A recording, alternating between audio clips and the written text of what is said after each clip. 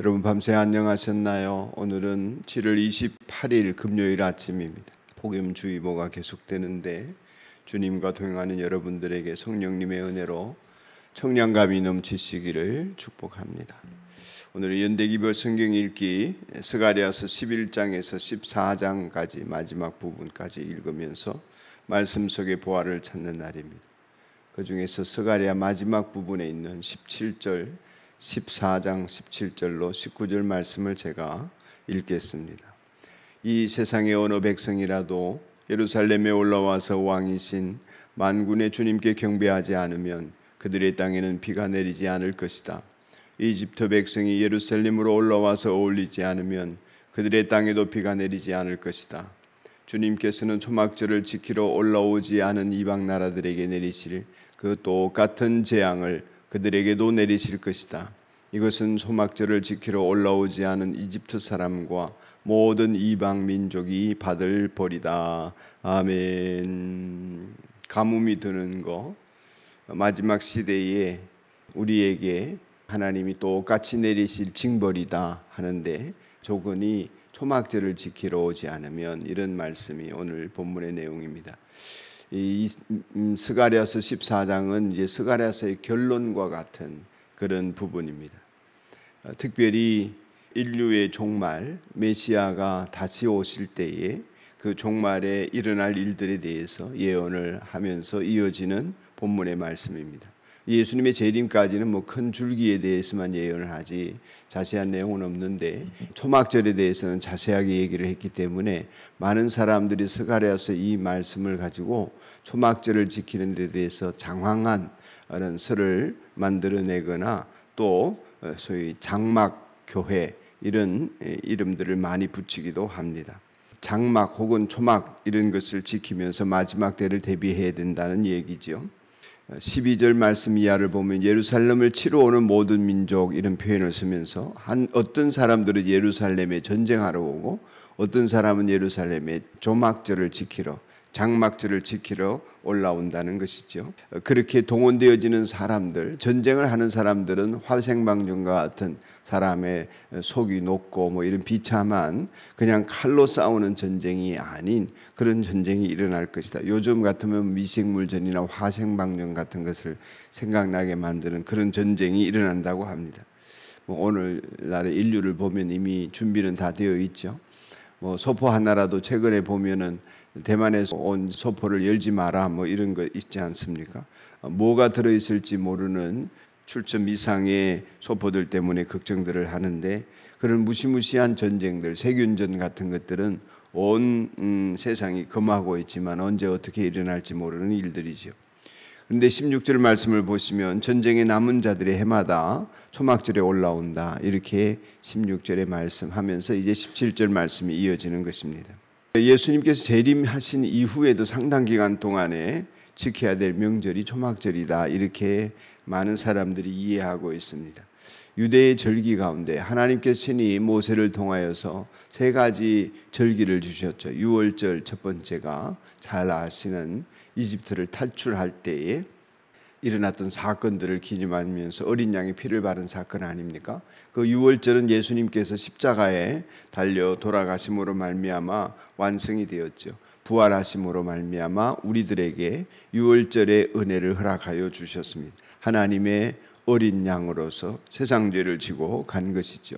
그래서 우리는 유월절 문설주의 피를 바른 가정 안에 있던 사람들, 그 장자들이 살아났던 것처럼 우리가 살아나게 된 것입니다.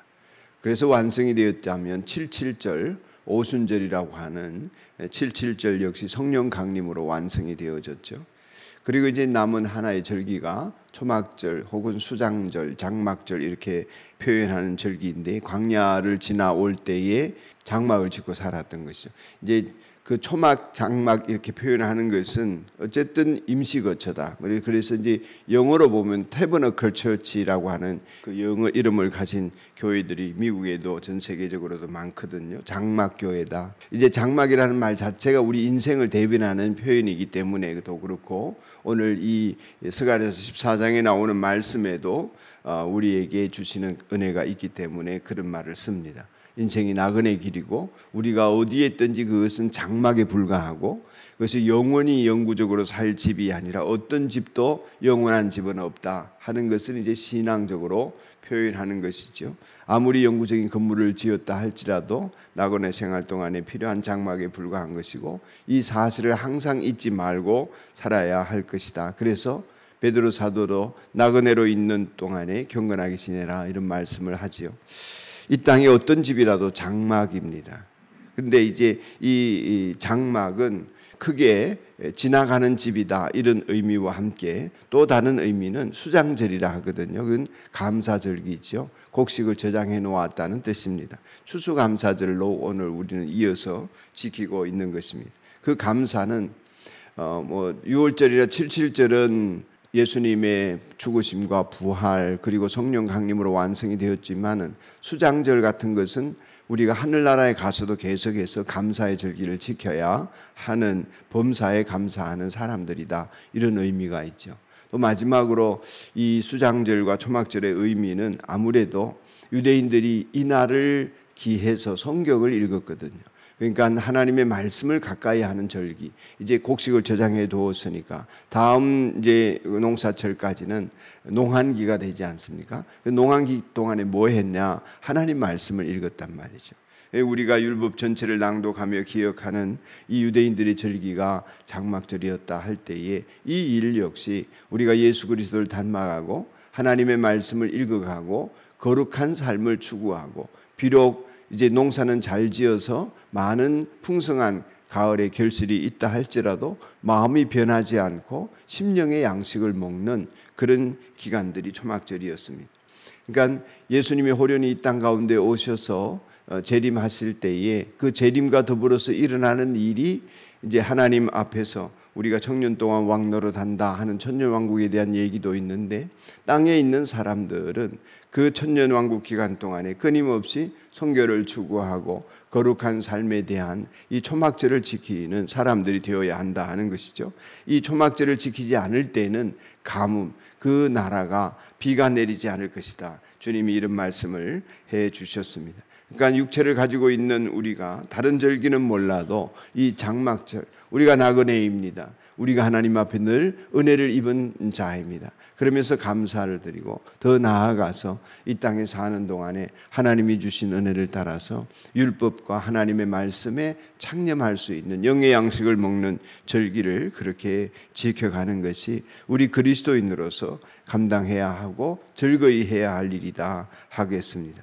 진심으로 하나님께 감사를 드리는 일과 육신의 양식을 거둔 것만 가지고 감사가 아니라 영의 양식을 먹는 기쁨으로 늘 감사하고 성경을 깊이 읽어나가고 어떤 사람은 이 시대가 천년왕국 시대다 그러지만은 주님의 재림이나 천년왕국이 어떤 모양으로 이루어지든지 간에 우리가 나그네 길에 서 있는 사람임을 잊지 않고 늘 하나님 앞에 장막에 머무는 자로서의 절기를 지켜가는 우리가 되기를 함께 소원하십시다.